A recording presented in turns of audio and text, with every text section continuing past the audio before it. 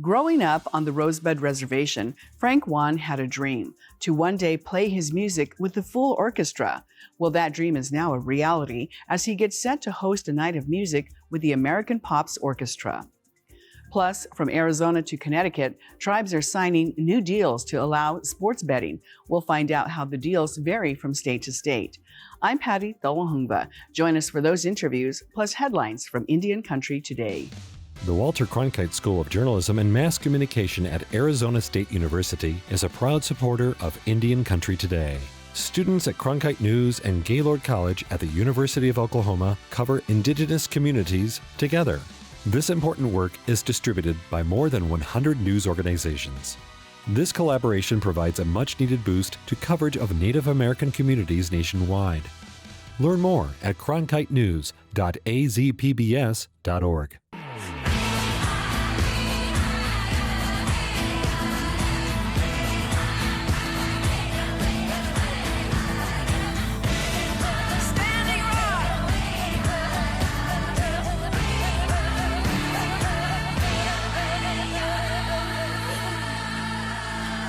This is Indian Country Today.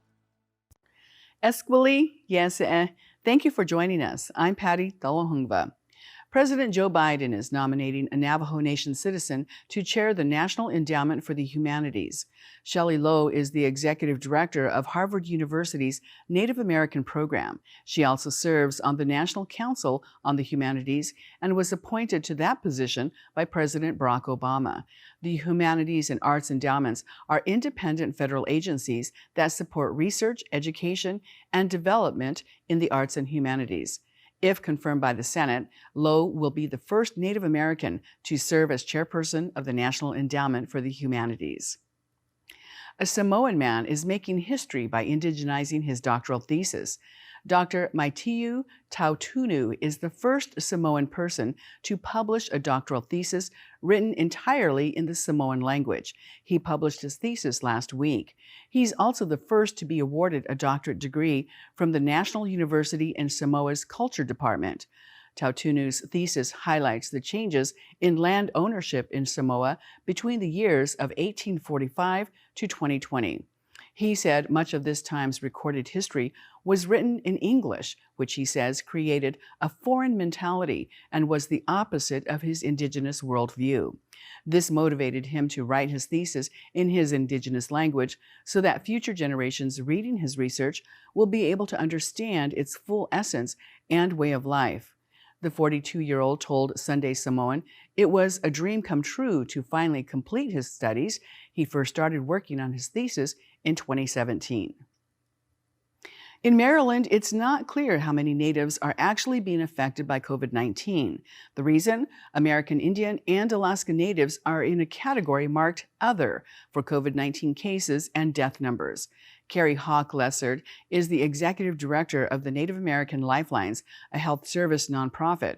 She told Capitol News Service, "Not only is that bad public health, but it's also very dehumanizing for American Indians and Alaska Natives on our native lands." Andy Owen, who is the spokesperson for the Maryland Department of Health, responded in an email to Capitol News Service saying the Maryland Department of Health puts American Indians and Alaska Natives in the other category for COVID-19 cases and death numbers due to low statistical occurrences given the population of Native Americans in the state. More than 120,000 Indigenous people currently live in Maryland. According to the CDC, among all races and ethnicities, American Indians and Alaska Natives are at the highest risk for death and hospitalization from COVID-19. An Indigenous leader from Brazil is asking French President Emmanuel Macron to use his global sway to fight deforestation in the Amazon. The leader of the Hunui Kui people delivered a letter to the Elysee Palace. Cacique Ninawa would like Macron to pressure Brazilian President Jair Bolsonaro to halt logging, farming, and development projects. The Bolsonaro administration has weakened environmental authorities and backed legislative measures to loosen land protections, which have emboldened land grabbers. Agora eu vou protocolar I will file the letter to President Macron a letter that we have written to inform what is happening and ask for his position as future president of the European Union, so that he can respond to us. And I will now go to the Élysée Coliseum, the president's palace, to try to file and deliver the document. Protocolar, entregar essa via do documento. There was no immediate word from Macron's staff on whether the letter would be forwarded to the president himself. A young girl is the first South Dakotan to win the 4-H Youth in Action Award for Agriculture. Tashina Redhawk is an animal lover who gives back to her tribe, the Rosebud Sioux community, through volunteer work at a local veterinarian clinic. She explains her passion comes from her tribe's traditions. She says, "My passion for agriculture comes from my Lakota way of life. I was raised that we are the caretakers of this land. Everything that lives and grows on Unchimaka, the earth, is our relatives." This program recognizes young leaders with diverse backgrounds and unique perspectives in core areas. Winners will also receive a $5,000 educational scholarship and an all-expense-paid trip to Washington, D.C. And those are the headlines for Indian Country Today. I'm Patty Thalahungva. Coming up, the musical path for Frank Waln is bringing his hip-hop music to the stage with the full orchestra. Find out what he's up to these days. And how will sports betting change the face of Indian gaming? That's later in our newscast.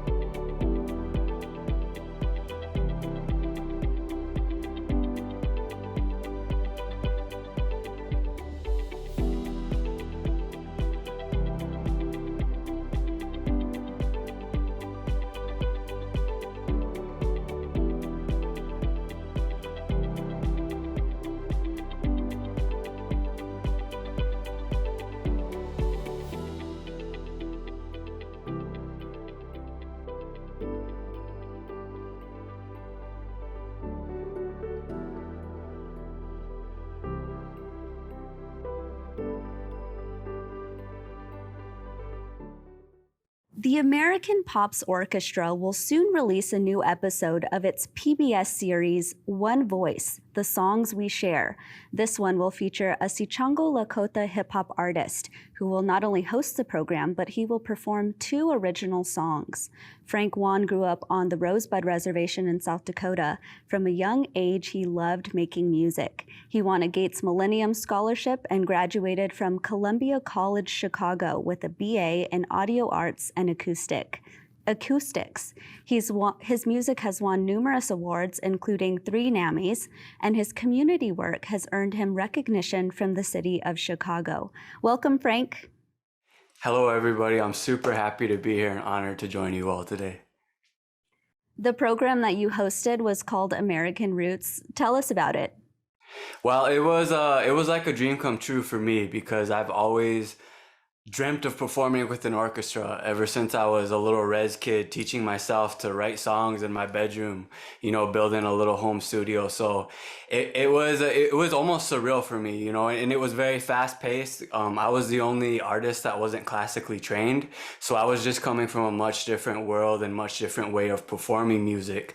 But it was so fun to get outside of my comfort zone, and the orchestra also had to get outside of their comfort zone because they were playing hip-hop music and native flute music, which they've never done before. So where we met in the middle, I think it was a really cool space to perform in and to be able to share with the world. What were those conversations like when you mentioned these different areas of music, and you have orchestra music, and you, of course, are a hip-hop artist? How did those conversations go when you decided we want to do something together, but what does that look like? Yes, well, honestly, a lot of the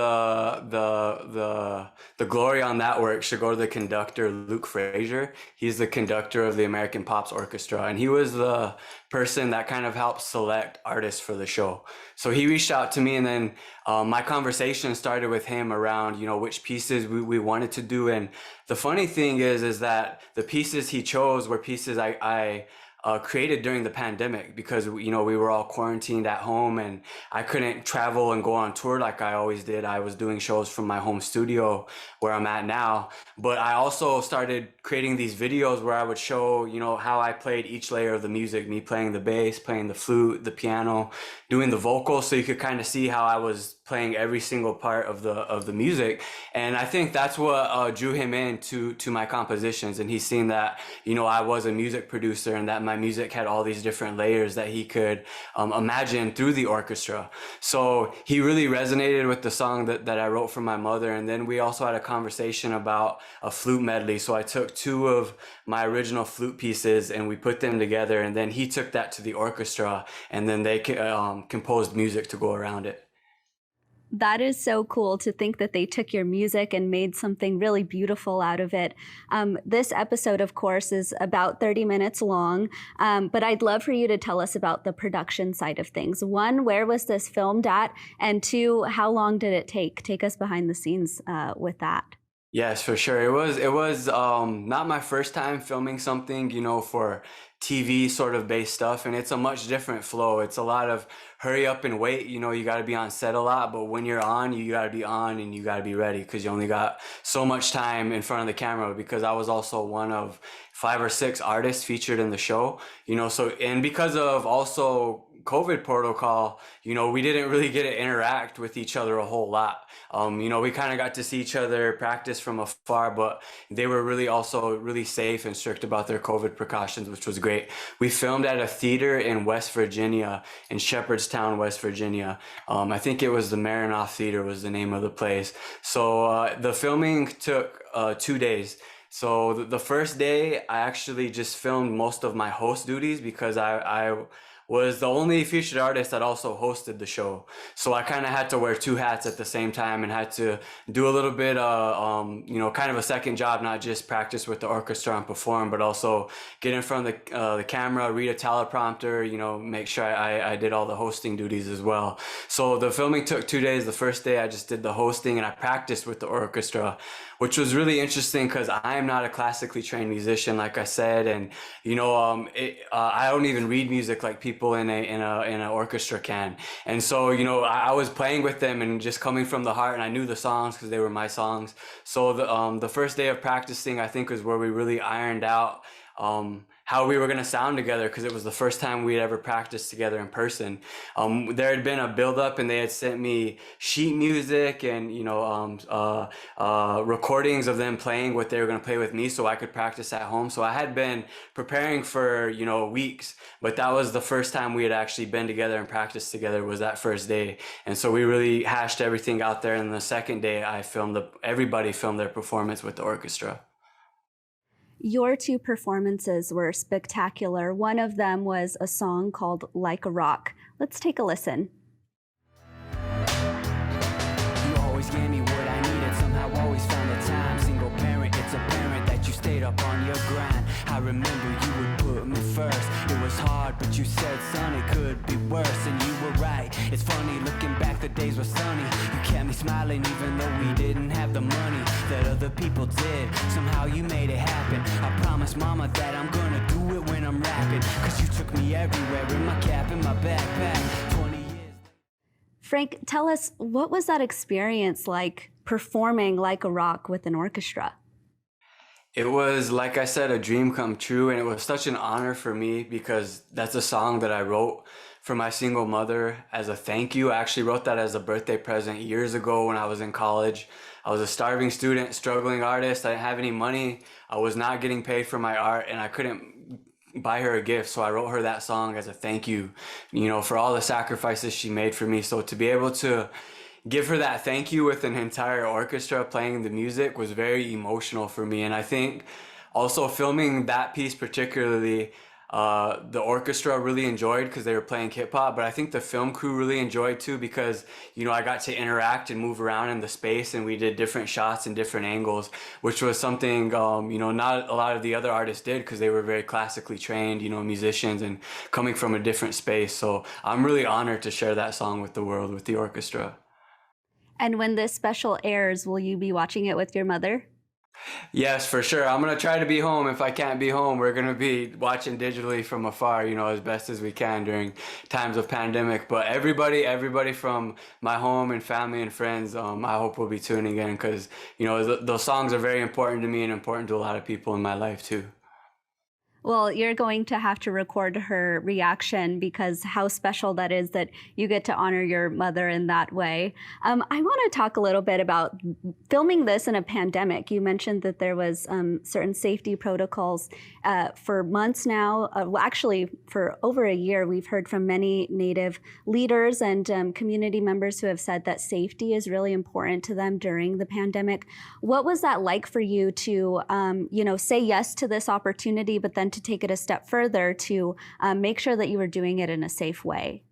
Yes, for sure. That's actually a great question because the pandemic is shifting all of our worlds almost weekly, it seems, and especially the world of live music, because we can't really have live shows like we used to. So that was actually the first time, or only the second time I stepped outside to perform music live since the pandemic really hit us.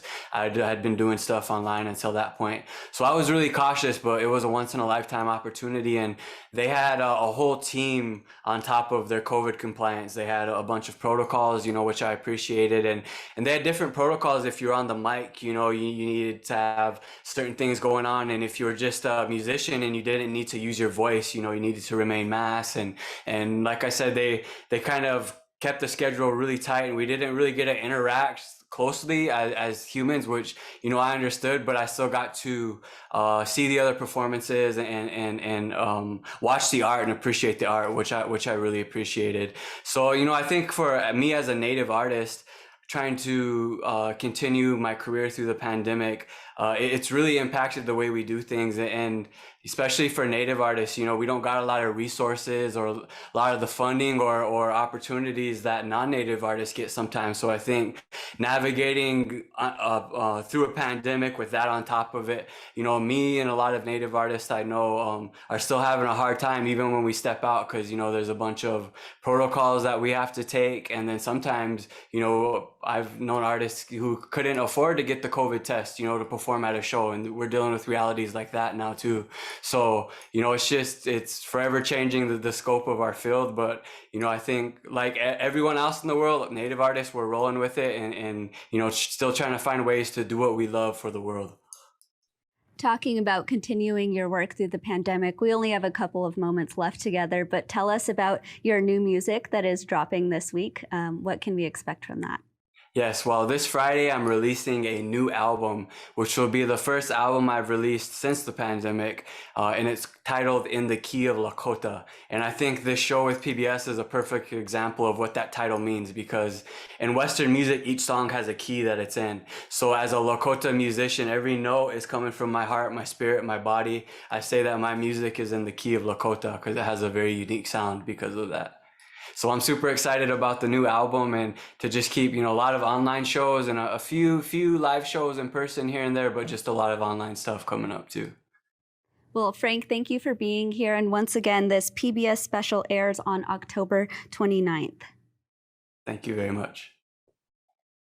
When we come back, we'll take a new look at the direction of Indian gaming with sports betting.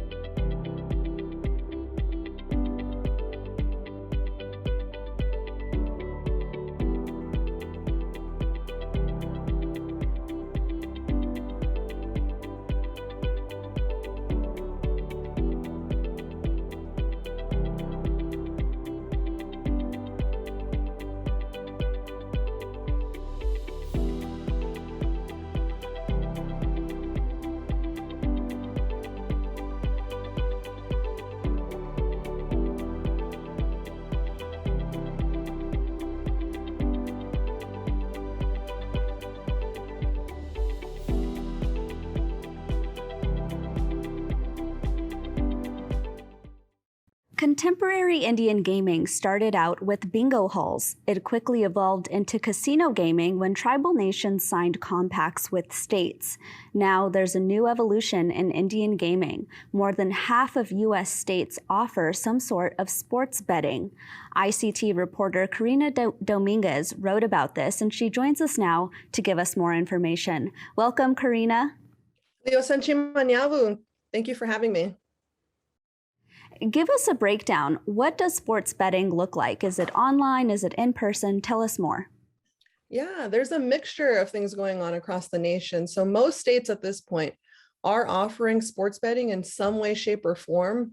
There's about 10 states right now who currently only have in-person sports betting going on at sports books. Some of them are temporary sports books while they look to build it up. But there are a number of other states that are offering it online. And then there's a handful that have it online only. So we're seeing a good mixture of things going on around the country. And that's a little concerning for some tribes. I know there's a strong push right now for a lot of tribes to actually stay away from the mobile betting right now. They want to take a slower approach and more careful. Let's talk about Connecticut. They're the latest state to really push for sports betting. What's the scenario there? Yes, they just started last week.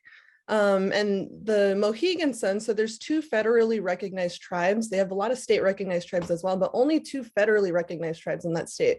The Mohegan tribe is one, excuse me, and they've been coming under a lot of criticism lately. So they have an NBA team, WNBA team as well, the Connecticut Sun. So they have that arena, attached to their casino where their sports book is also at. So most of these tribes are partnering with third parties. So like a DraftKings or a FanDuel. So Mohegan Sun, they're actually partnering with FanDuel.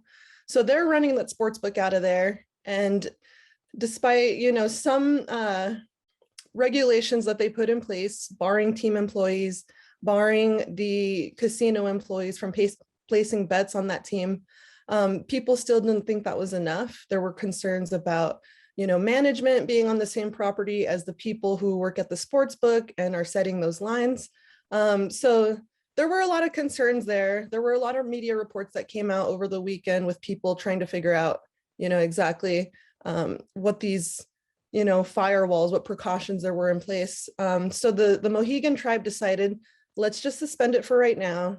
Let's not worry about it, and let's figure it out until next season. So they're going to work on that with the WNBA and figure out what the next steps are and what protocols need to be in place, if any. If they haven't, done enough at this point, I think they're just operating out of an abundance of caution, and they just, want to do the right thing and make sure that there is not even, the perception that there could be this conflict of interest. So they've rolled it out with their 2 states and also their state lottery. So they really wanted to keep non-governmental entities out. They don't want to open it up, for the whole corporate industry at this point.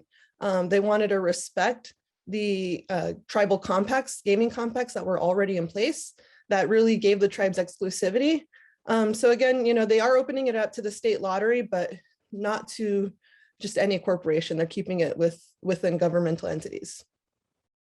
And so just so I'm understanding correctly, in Connecticut, I guess the issue there was that they wanted to make sure that the tribe who owns this WNBA team wasn't at all influencing the sports betting that people were making. Is that what I'm understanding? Yeah, that's correct, Aaliyah, because it's on the same property. There were a lot of concerns. The Mohegan Sun, like I said, they have this third party operator, FanDuel. So they're the ones who are actually taking the bets. But there were still the concerns that since both managements are still on the same property, there was potential for one to influence the other. And, people obviously don't want to have scripted games and whatnot. So people raised a lot of questions. Let's talk about what's happening in Arizona, because in Arizona, it seems like there's almost a same issue, but with different outcomes. Tell us about that. Right. Yeah. So in Arizona, very different. Unlike Connecticut, they've opened it up to non-tribal entities. So we have every sports league, in Phoenix that is now, able to offer this in some way, shape, or form. A handful are currently doing it, but all the rest of the licenses are kind of in the works right now. So there are 10 licenses for non-tribal and then 10 licenses for tribal nations. And there are 22 federally recognized nations here in Arizona. So, just right off the bat, a lot of people were a little upset about that. Some, tribal nations were, and some were really great, and happy with the deal. They think it was a good deal for them.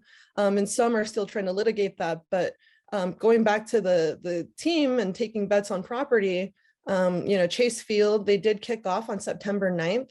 That's when they started allowing sports betting in person there. They have ticket windows that they're currently taking in-person wagers at, but they have a Caesars sportsbook that they're looking to open up pretty soon here that's adjacent to the stadium. So again, really close to the stadium still. It's on that same property, the ticket window, and they're just not, being held to that same level of scrutiny that the Mohegan tribe is being held at right now. So I did ask them if they have these firewalls in place, if they have some checks and balances, and they declined to comment at this time on that. But, they did point to the fact that they're also working with the third party, with Caesars, but they didn't want to comment any further at this time on that. And of course, tribal gaming experts are saying sports betting is here. It's something that Indian country is going to have to grapple with. Carina Dominguez, thank you for your reporting. And our audience can check out your story at ICT online at our website, and it publishes on Thursday. Thanks for being here. Thank you for having me. And thank you for watching. For all the latest news and updates, visit us anytime at IndianCountryToday.com. I'm Aaliyah Chavez. Sometimes you got to take a stand just because you know you can. Oh, you got to run, you got to run.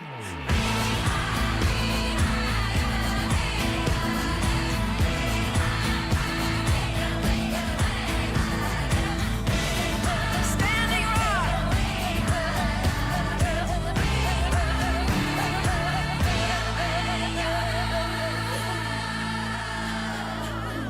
This is Indian Country Today.